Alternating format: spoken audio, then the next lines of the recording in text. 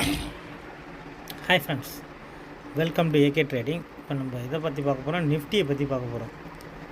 Nifty இன்றைக்கி ஒரு positive open தான், கேப் அப் ஓப்பன் கொடுத்தான். ஆனால் திருப்பி அதே இடத்துல திருப்பி முடிஞ்சிருக்கு. இது எதுக்கு இந்த ரேலி கொடுத்தான்? அதுக்கு இந்த பருத்தி மூட்டை குடோன்லேயே இருந்துருக்கலாமே. சரி, ஓகே, என்ன நடந்ததுன்னு பார்ப்போம். Market open 22,336, high 22,375, low 22,198.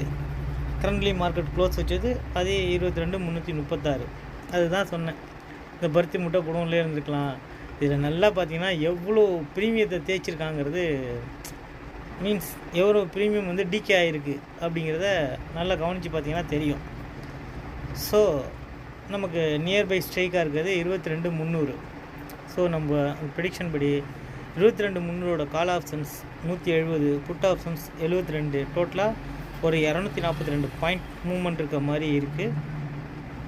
So அதை வச்சு பார்த்தோன்னா நமக்கு இமிடியேட் ரெசிடென்ஸ் 1 இருக்க போகிறது 22,470, ரெசிடென்ஸ் 2 இருக்க போகிறது 22,542. இப்போ சப்போர்ட் 1 பார்த்தீங்கன்னா 22,228, சப்போர்ட் 2 22,158.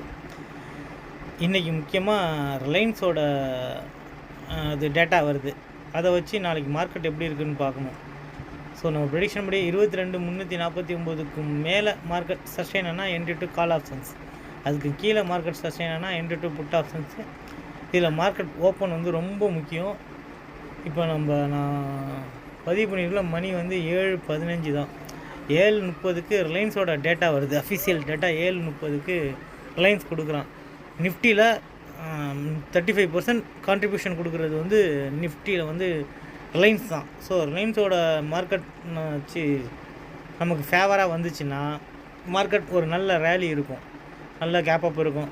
மேபி மறுபடியும் ஹையை தொடுறதுக்கு கூட சான்ஸ் இருக்குது, அதாவது 23 வர்றதுக்கு கூட சான்ஸ் இருக்குது நாளைக்கு.